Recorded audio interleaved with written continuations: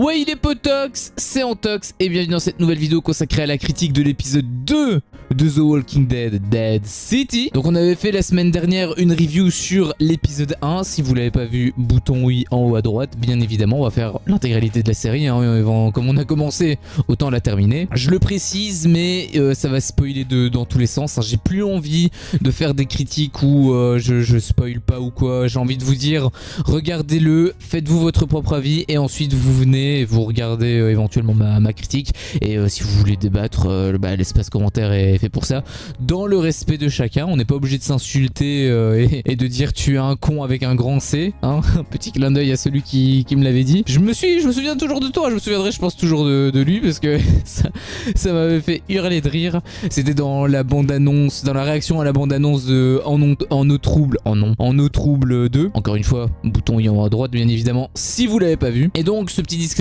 fait, on va pouvoir commencer directement la critique. Alors on s'est arrêté, je sais pas si vous vous souvenez, mais on s'était arrêté donc dans le centre commercial où ils étaient en train d'échapper à Pearly, enfin même aux zombies en fait. Ils étaient pas en train d'échapper à Pearly parce que Pearly était un peu hors d'état de nuire.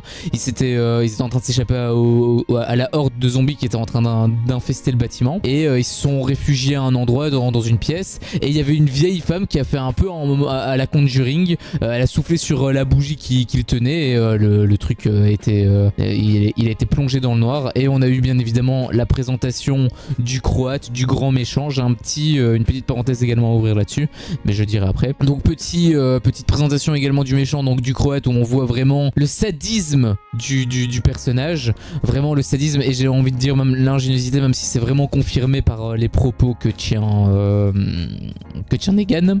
J'ai perdu ma voix à un moment donné, mais on est toujours un homme, pas de souci. Et donc la critique, donc la petite parenthèse que j'aimerais bien faire, en fait je m'étais trompé je pense à un moment donné quand j'avais suggéré, bon alors j'avais suggéré plein d'idées, donc forcément j'ai pas spécialement réfléchi à ce que je racontais, enfin j'ai pas trop réfléchi pour la cohérence de ce que je racontais, enfin sur certains points en tout cas, notamment celui-là. Donc en fait le Croate c'est pas du tout le black, hein, c'est pas du tout Pearly. Le Croate c'est bel et bien le mec, le vieux là qui a tué l'homme à la fin et qui a torturé Herschel également, enfin Herschel Junior on va l'appeler plutôt, parce que dire Herschel ça fait bizarre, moi j'ai l'impression de parler du père de Maggie alors que c'est pas son père en fait. Et donc oui c'est bel et bien, c'est pas lui, j'avais dit à un moment donné, ou alors il le connaît etc, mais en fait c'est pas lui que Negan connaît, c'est pas Pearly, c'est pas le black que Negan connaît. Parce que celui que Negan connaît c'est le mec, le vieux avec son œil un peu chelou qui a buté le mec. Voilà, c'était juste pour corriger un petit peu cette petite erreur. Donc voilà, c'est chaussette. Donc maintenant commençons réellement la critique. Alors j'ai envie de te dire, le début il commence pas très bien,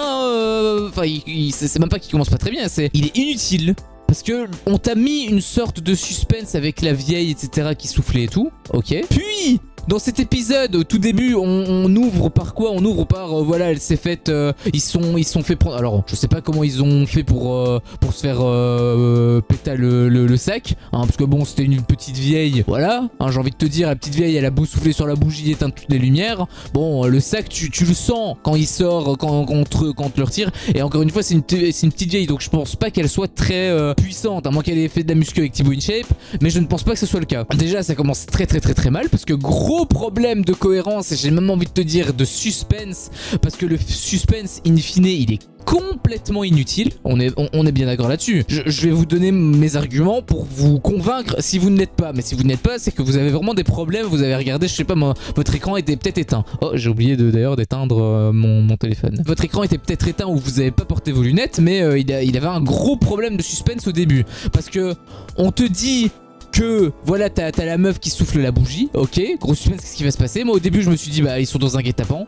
En fait pas de guet-apens, elle a juste pété le sac, ce qui n'est pas normal, on est d'accord, c'est pas logique, je viens d'expliquer pourquoi. Et à la toute fin ils la poursuivent, donc c'est à l'instant T, on est directement après l'épisode 1, je veux dire dans la timeline, il n'y a pas d'ellipse qui a été faite ou quoi, ok, ça va être important pour le deuxième point que je vais souligner après. Et donc ils la poursuivent et la meuf, à un moment donné, elle prend une sorte de tir à la poulie comme le gars avait fait pour échapper au Croate et où il s'est fait buter parce que le mec a coupé le câble. Elle prend donc le tir à la poulie, le machin de la poulie, et elle s'élance vers l'autre bâtiment et elle se retourne et elle le relance. Alors là j'ai eu exactement la même réaction de Negan. Qu'est-ce qu'elle fout? Bon au final ok, c'est parce qu'elle veut le faire à Miami avec... elle veut le faire à Miami avec... Enfin, elle veut les intégrer en fait dans son clan. Ça, c'est une bonne idée. Mais par contre, pourquoi avoir fait tout ce suspense inutile avec le sac? Et avec aussi le fait qu'elle... Alors peut-être que le fait qu'elle ait soufflé sur la bougie, c'est plus pour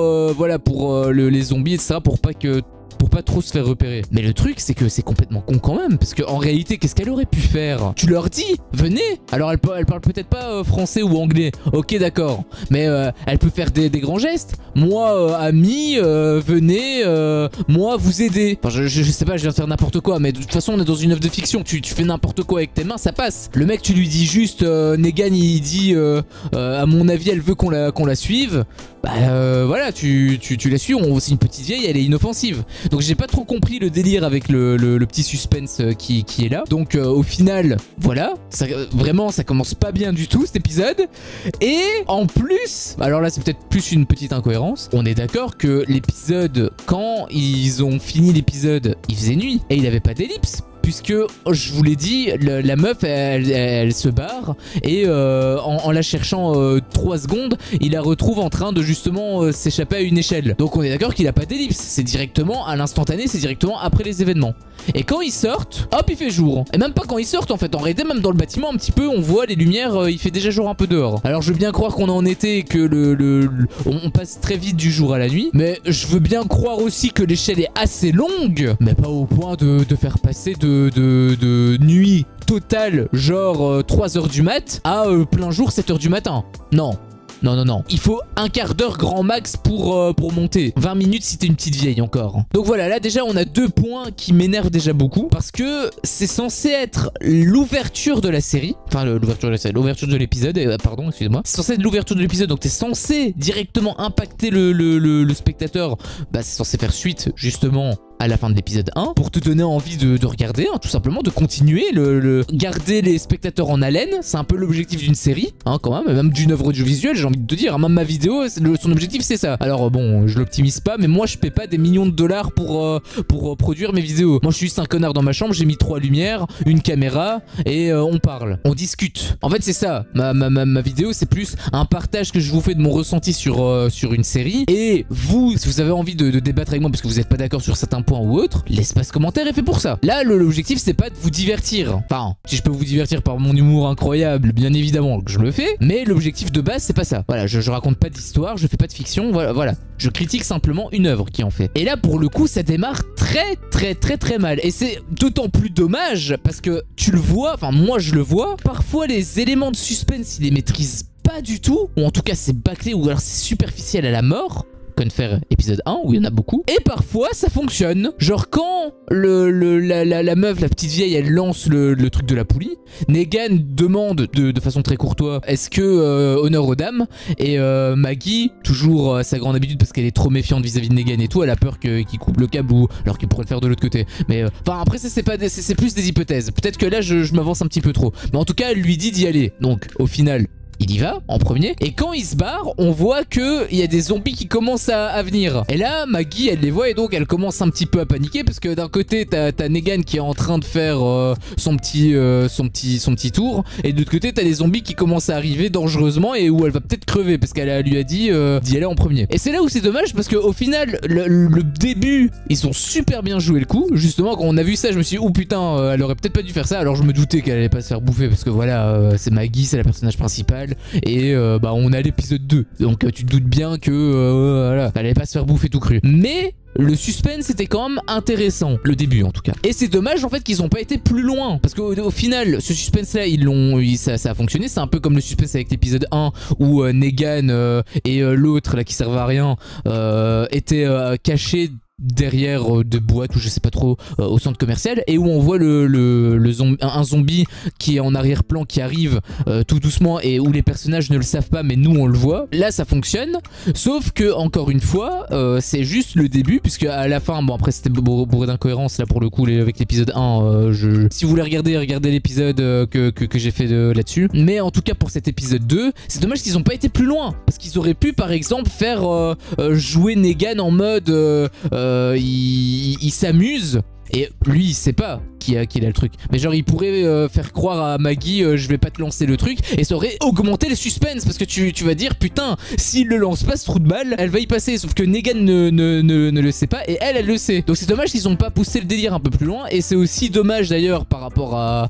la toute fin, la finalité, parce que je suis désolé, ça tombe à plat hein. Franchement la chute elle est pas ouf, parce que à un moment donné donc elle s'arrête juste avant le truc, elle peut l'enjamber, enfin difficilement mais elle l'enjambe etc, et elle se fait pas aider par Negan. Alors là j'imagine qu'il a un setup and puff qui est placé en mode Negan essaie d'aider Maggie, mais Maggie refuse parce qu'elle a pas confiance en lui, et peut-être qu'à la fin de la saison 1, ok, il va se passer un truc, il va se sacrifier, ou il va faire quelque chose qui va provoquer le déclic chez Maggie, et où Maggie au final va avoir confiance en lui. Ça c'est une théorie, peut-être que ça va pas être le cas, mais si c'est le cas ce serait vachement cool. Dans tous les cas, même c'est quand même bizarre en réalité, parce que, enfin, qu'elle veut pas d'aide, je veux bien. Mais Negan aurait quand même pu l'aider, sachant que normalement elle est censée être assez loin. J'ai l'impression que c'est la main du scénariste qui l'a aidé, parce qu'elle est censée être assez loin, et d'un coup avec juste on voit que sa jambe n'arrive pas à toucher le rebord, et d'un coup hop ça passe. Et j'ai même envie de te dire, quand elle saute avec son truc de poulie là, en réalité elle saute pas vraiment. Elle a un peu peur, elle est un peu déséquilibrée par rapport aux zombies, et elle tombe en fait. Donc en réalité sur ça de trajet, elle fait ça, c'est quasiment pas possible.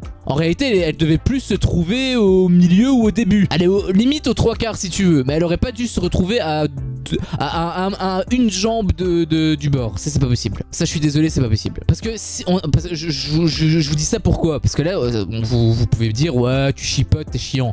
Je suis chiant, c'est vrai. Je chipote également. C'est vrai aussi. Mais c'est impossible que sans sauter complètement, qu'elle puisse arriver à ce stade là. Pourquoi? C'est de la physique élémentaire. S'il y avait un tout petit décalage, donc ça c'est la ligne, s'il y avait un tout petit décalage, elle aurait été jusqu'au bout. Or elle est pas jusqu'au bout, elle s'arrête juste avant. Facilité scénaristique. Et moi ça me dérange. Vraiment l'épisode commence très mal hein. Je vous dis ça comme ça bien évidemment. Alors la suite, il y avait quand même un truc qui était plutôt sympa. Je sais pas si ça avait été développé, il me semble que ça avait été développé dans la série, donc peut-être que l'élément sympa c'est pas vraiment l'élément de Dead City, mais il y avait donc on voit le Ginny qui réapparaît, donc on voit l'autre côté, parce que là on était en train de suivre Maggie et Negan, mais forcément Ginny elle a été séparée de Negan, et donc on voit ce qu'elle vit entre temps, et donc elle intègre le groupe, je sais pas si c'est la colline, je pense que ça s'appelle la colline, enfin bref elle est dans le groupe hein, finalement dans le clan de Maggie, et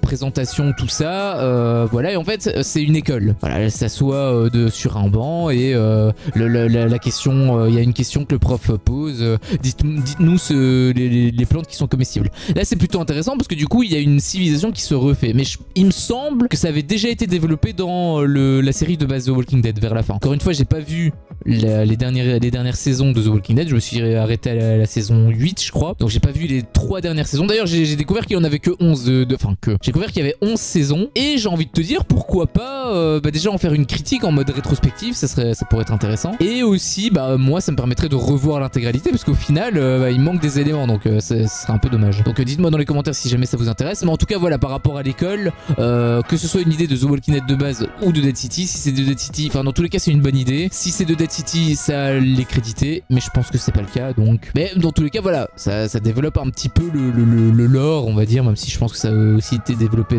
dans la série de base. Mais voilà, dans tous les cas, école, recivilisation, top.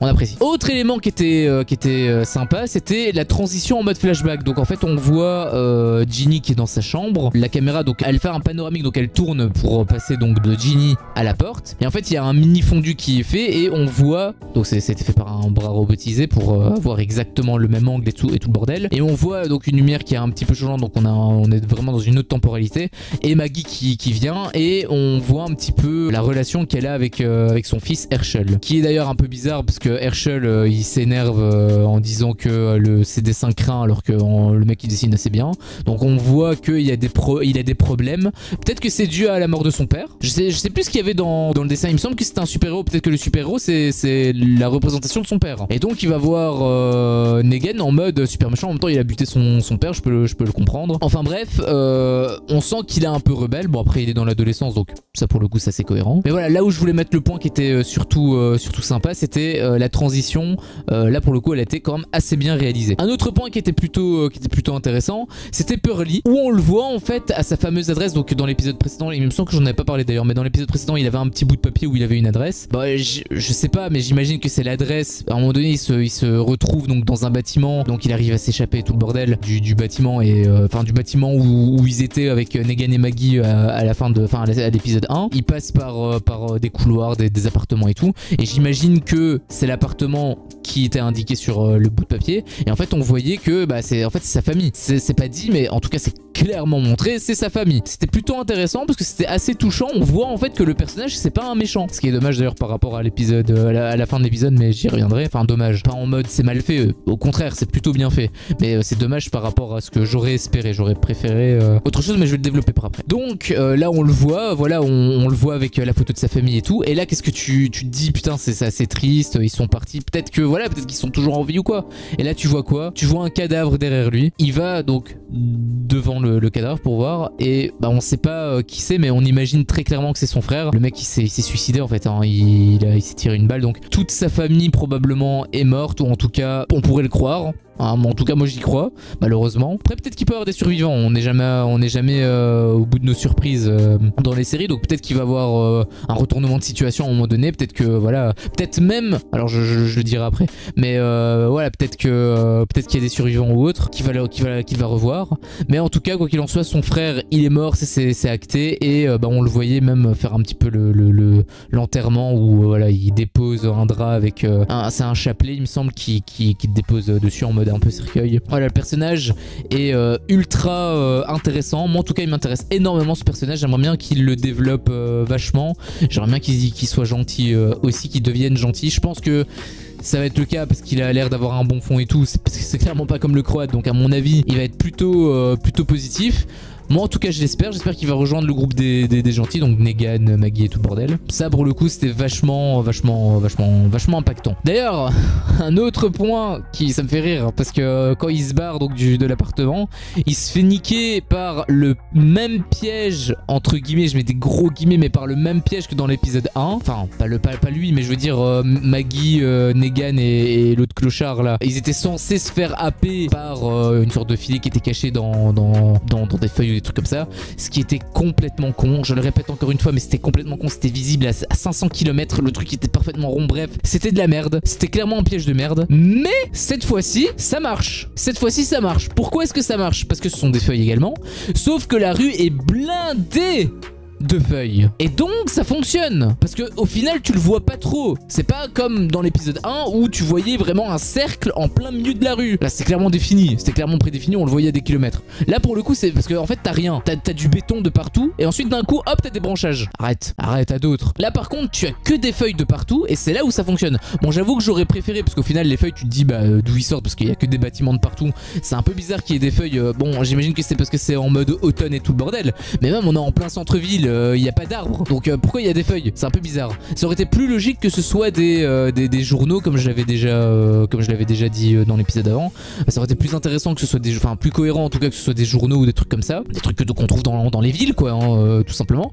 Mais voilà, il y a une progression, donc ça c'est quand même à mettre à leur crédit, il y a quand même une progression, donc c'est plutôt cool. Un autre point positif que j'avais relevé, c'était l'arme, je sais pas comment elle s'appelle, mais c'est une sorte de Blackos. Quand Negan et Maggie suivent la vieille, elle s'appelle Esther d'ailleurs, quand elle suit la vieille, elle les amène à son groupe les menace parce que voilà ils savent pas qui ils ont affaire, donc voilà ils sont même emprisonnés et tout, et donc elle les menace avec une arme, mais une arme un peu bizarre, c'est pas genre un flingue classique, c'est pas une arme traditionnelle, c'est un truc un peu bricolé on dirait, ou en tout cas exotique, on va dire que c'est une arme exotique, et on se demandait c'était quoi. Enfin moi je me demandais c'était quoi, et même les personnages s'étaient posé la question avec l'arme. Enfin ils ont fait un petit clin d'œil à l'arme, et on le voit un peu plus tard dans l'épisode, on le voit en action parce qu'ils se font attaquer, et donc elle l'utilise, et l'arme j'avoue qu'elle était assez stylée parce qu'en fait je pense que c'est une sorte de harpon. Elle tire, elle a visé à cet endroit là pour à l'ennemi, elle le récupère genre en mode automatisé forcément, et du coup bah le mec il a le poumon qui est complètement perforé.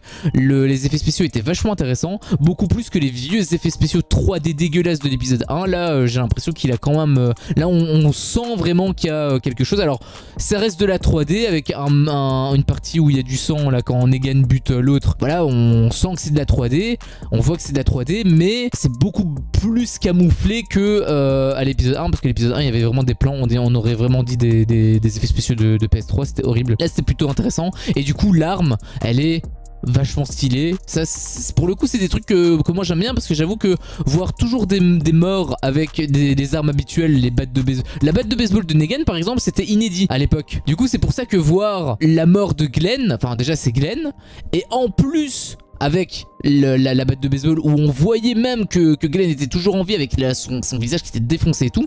C'est pour ça que c'était ultra marquant en fait. Si c'était juste une balle dans la tête, ça aurait été beaucoup moins impactant, ça je peux vous l'assurer. Mais là c'est un peu la même chose. Et là, moi j'ai envie de dire, continuez. Bon alors j'imagine qu'à un moment donné ils vont être limités par leur imagination, parce que voilà, ils peuvent pas non plus faire 36 000 morts. C'est pas comme dans Destination Finale où Destination Finale ils ont plaideur de possibilités. Là ils peuvent pas non plus faire trop de morts comme ça, mais une fois de temps en temps ça peut être intéressant. Et pour le coup moi je trouve que c'est vachement stylisé en fait, donc c'est plutôt esthétique, c'est plutôt intéressant. Alors j'avais parlé justement d'Esther, et ben justement la vieille donc elle se fait un peu prendre en otage, elle se fait buter. Alors le moment, enfin c'est quand même triste parce que voilà, c'est Esther, c'est une petite vieille, voilà, mais au final le personnage n'a pas vraiment été développé plus que ça. On l'entend pas parler anglais, on comprend rien de ce qu'elle raconte. Voilà, c'était un peu triste, mais sans plus on aurait dit que l'événement, on aurait dit que la scène elle se voulait ultra triste à la mort, alors que bah au final enfin oui c'était un peu touchant, mais j'avais pas la larme à l'œil. Et pourtant vous savez, enfin pour ceux qui me connaissent, vous savez à quel point je suis sensible hein, moi. Tu me mets un truc un peu trop puissant pour moi, tu me mets un chien qui où on lui dit t'as un mauvais chien, ça lui fait de la peine, et à la fin on lui dit que t'as un bon chien parce qu'elle a écrasé un mec avec sa télékinésie. Moi je chiale comme un bébé, et pourtant je savais que ça allait se produire. C'est ma critique sur les Gardiens de la Galaxie, si vous l'avez pas vu, bouton en haut à droite encore une fois. De base je suis quelqu'un d'assez sensible, mais là pour le coup je pouvais pas vraiment ressentir beaucoup d'émotions, parce que bah, Esther je la connaissais pas. J'avais plus de peine, pour vous dire, j'avais plus de peine pour le gros dur là, comment il s'appelle, Thomas Sosa je pense, un truc comme ça. Enfin bref, le gros dur chauve là qui est très comment dire, il se méfie à mort de Negan et de Maggie. Bah, j'avais plus de peine pour lui, parce qu'en plus on voyait forcément son jeu d'acteur par rapport à l'acteur, on le voyait triste et tout, et en plus c'était lui qui devait tuer, enfin qui devait achever, parce qu'elle est déjà morte, mais s'il l'a laissé comme ça, bah elle allait ressusciter en mode zombie, donc il était obligé de lui planter un truc dans le crâne. Là pour le coup la scène elle fonctionnait très bien, mais elle fonctionnait vraiment pour lui et pas pour Esther. Donc c'est un peu dommage que avant, parce qu'au final ok c'est une mort, j'ai envie de dire normalement c'est censé être une mort importante, mais le personnage est tellement récent qu'en soi ils auraient peut-être dû temporiser un peu de quelques épisodes. Ils auraient peut-être dû le développer un peu dans l'épisode 3 et la faire mourir dans l'épisode 4. Parce que là du coup t'as pas vraiment, enfin si t'as un peu de peine, mais sans plus. Comme je l'ai dit, j'ai plus de peine pour le gros baraquet. Et d'ailleurs le gros baraquet, parlons-en, je le trouve également super intéressant, parce que c'est un mec qui justement il a la gueule d'un gros dur et tout, c'est un gros dur, mais ce qu'on a vu avec Esther, on sent qu'il a le cœur sur la main et que c'est en fait un petit tendre réellement. On sent aussi une histoire, enfin un vécu qu'il a, d'où le fait qu'il s'est méfié de Negan et de Maggie. On sent que voilà, il en a bavé, il en a chié, bon j'ai envie de dire un peu comme tout le monde hein, parce que bon ils sont dans un monde apocalyptique, donc voilà, tu te doutes bien que t'en as forcément chié pour arriver jusque là, mais voilà, le personnage avait l'air d'être assez intéressant, et j'espère qu'ils vont même plus le développer. C'est en bonne voie, puisque de toute façon Negan et Maggie, j'ai fait un melting pot des deux, Negan et Maggie ont rejoint le clan, donc ça va probablement se faire, mais j'espère en tout cas qu'ils vont vraiment développer le personnage, parce qu'il a l'air d'être vraiment intéressant et touchant. Alors j'avais parlé justement par rapport au gars là qui a tué Esther. Negan à un moment donné il pète un câble, il prend enfin il arrive à neutraliser le gars qui l'a tué, et il dit partez devant, je vous rejoins, j'ai un truc à faire.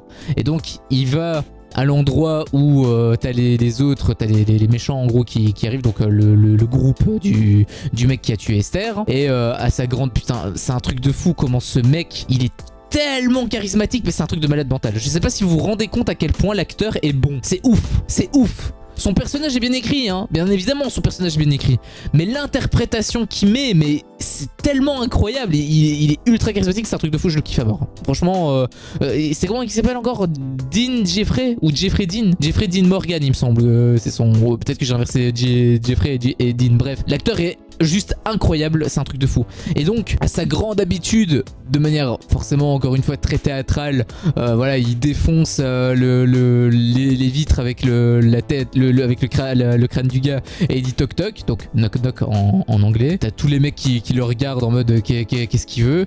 Puis il va sur la balustrade, il parle, il fait son long speech, etc. Et il fait enfin speech mais en mode avec des vannes, tu vois. Et d'ailleurs tout le long de l'épisode, et même le premier épisode, il y avait des trucs comme ça, hein. Donc il conserve toujours son humour, et ça c'est plutôt intéressant parce que l'humour de Negan c'était un peu ce qui le caractérisait, un humour au début, forcément c'était le méchant, mais il avait quand même un humour un peu noir, un peu macabre, et il le conserve toujours, sauf que nous on le voit d'un œil différent parce qu'il fait plus partie des gentils que des méchants maintenant, mais il conserve toujours forcément cette aura là. Et à un moment donné, donc il dit, donc il faisait une petite blague finale, donc toc toc, c'est qui? C'est Jasper qui? Et la chute de la blague, enfin dans les sous-titres, hein, encore une fois j'ai rien compris puisque moi l'anglais je le parle comme une vache espagnole. Dans les sous-titres il disait j'espère que vous avez vos parapluies, sinon vous allez vous prendre une sacrée sauce. Et là il tranche la gorge du gars, et il a une pluie au final, hein. Forcément il y a tout le sang de son cou qui tombe au sol, mais comme il est en balustrade à l'étage supérieur, ça tombe en dessous. Et t'avais justement tous les mecs qui s'étaient regroupés au début pendant qu'il était en train de les hypnotiser un petit peu, hein, quand il leur parlait, etc.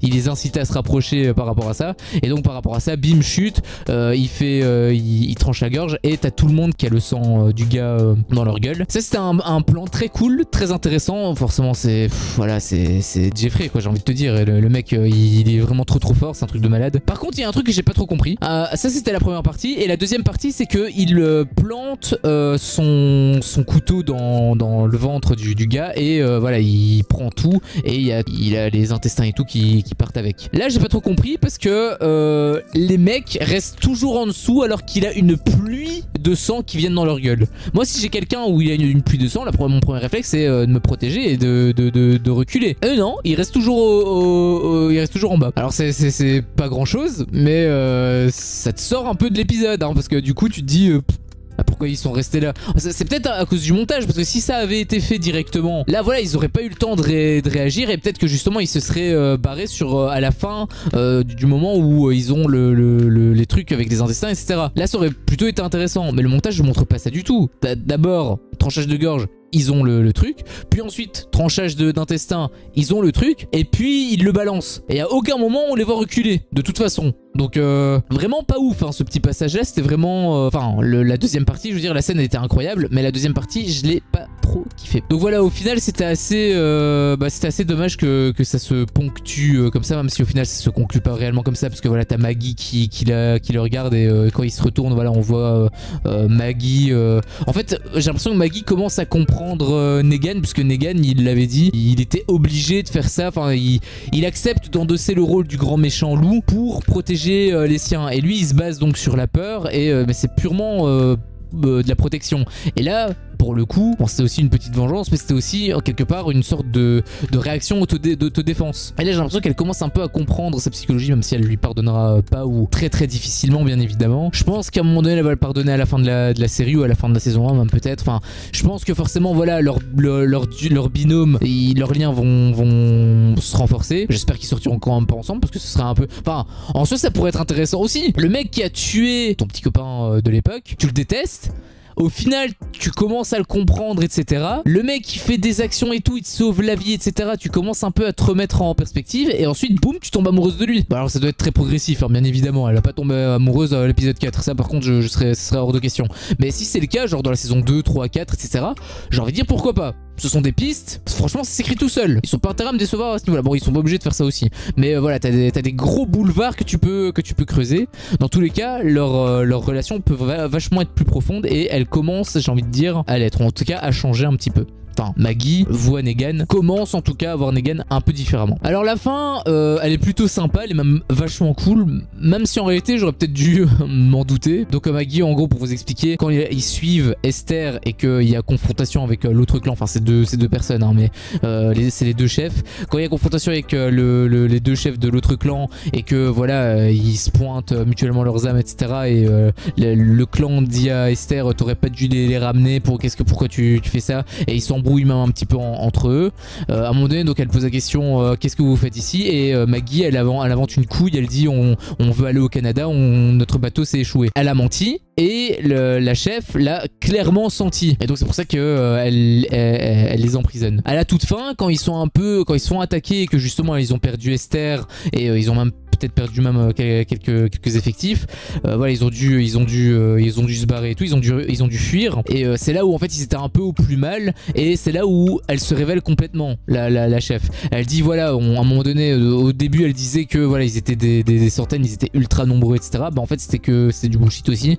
En réalité ils sont une poignée et ils ont pas grand chose en fait. Ils ont pas beaucoup de vivres, etc. Et comme ils se sont livrés, bah du coup Maggie se livre aussi. Elle dit que voilà, en réalité elle révèle que c'était pas par rapport au truc du Canada, c'était par rapport à son fils Herschel qui s'est fait kidnapper par le Croate et tout le bordel. Donc au final j'aurais dû le savoir parce que quand elle l'a menti, en fait quand ils étaient dans la prison, donc c'était des chiottes en fait, hein, mais quand ils étaient emprisonnés, Negan il lui a dit tu les as menti, tu aurais pas dû, etc. Si tu veux quelque chose, il faut donner en premier, enfin il faut donner avant. Enfin je dis super mal, mais en gros il a dit un truc comme ça. Et en fait moi ça m'avait pas tiqué, mais en réalité oui j'aurais dû me dire ah oui bah en fait c'est un peu un setup and payoff. Et en fait bah, c'est le cas. Donc mécanisme scénaristique forcément bien évidemment maîtrisé à ce niveau là, et c'est plutôt intéressant. J'ai eu un petit peu les yeux humides, pas de quoi casser trop pattes à un connard hein, bien évidemment, mais voilà il y a une relation qui est en train de se créer et c'est plutôt intéressant. Alors je voudrais finir justement l'épisode bah, sur la fin. Gros problème par rapport, enfin pas un problème dans la série, au contraire c'est encore une fois c'est bien fait, c'est là